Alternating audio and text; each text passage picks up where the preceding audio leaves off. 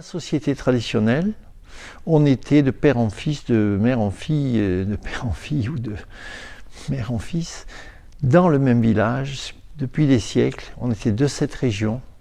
On voit ça encore dans les vallées des Pyrénées ou les vallées des Alpes, où quand il y a une histoire de village et que la police vient enquêter, personne n'a rien vu. On est chez soi et l'autre est l'étranger. Ça a un problème d'être toujours contrôlé par la communauté, mais ça a une autre qualité, c'est que qui que l'on soit, on est d'ici. On peut être l'idiot du village, on peut être le sage, ou on peut être celui qui vient toujours faire de la misère et critiquer, celui qu'on va dire l'insupportable. On va être accepté comme on est, puisqu'on est du village. La société moderne est une société, au contraire, de rupture de tradition et de rupture du lien.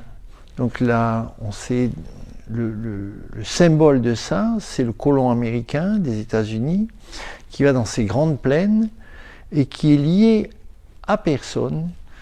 On a les écrits de Thoreau sur cette indépendance absolue. On fait ce qu'on veut. On ne doit rien à personne.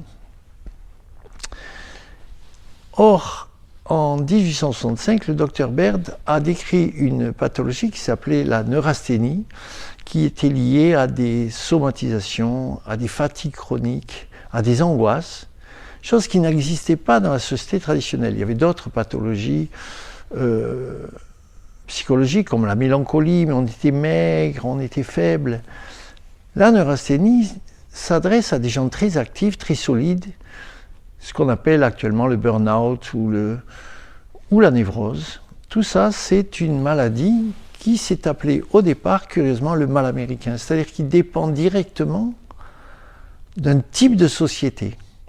Maintenant, quand Freud est allé aux États-Unis, il a dit « Waouh, super, c'est le pays de la psychanalyse » parce que la névrose, décrite par Freud, était un autre nom pour les mêmes symptômes qu'avait décrit le docteur Baird, la neurasthénie, et qui s'appelait l'américanitis, la maladie d'Amérique, le mal américain. Alors, comment ça se fait?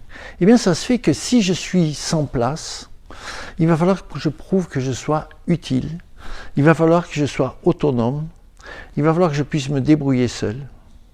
Et je me sens devoir toujours entretenir des liens puisqu'ils ne sont pas préétablis, ils ne sont pas sûrs. Donc il faut que je cours après l'argent, l'autonomie, il faut que je cours après la réputation, je suis valable, il faut que je cours après l'utilité, regardez comme je suis utile en travaillant.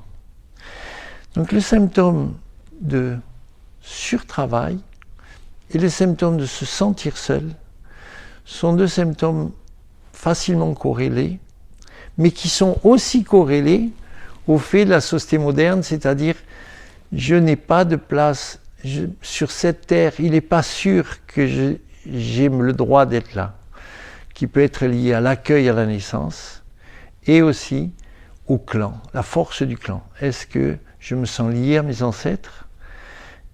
Les amis, c'est bien, mais les amis, c'est toujours... On peut se fâcher.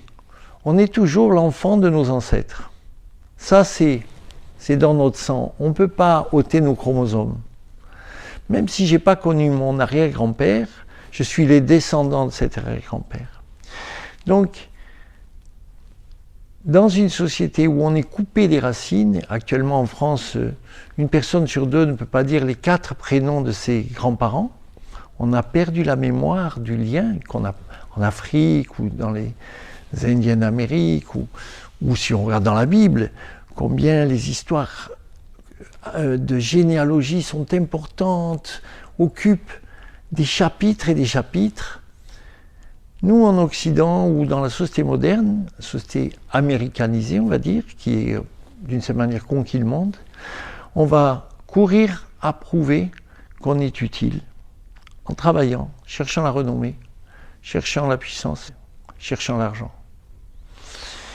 Et en même temps, dans ce sentiment que malgré tout ça, on est toujours menacé d'être non reconnu, on se sent toujours un peu exclu, pas compris, pas mis à la juste place, pas reconnu dans notre vraie valeur, etc., etc. Je n'ai pas besoin de décliner plus.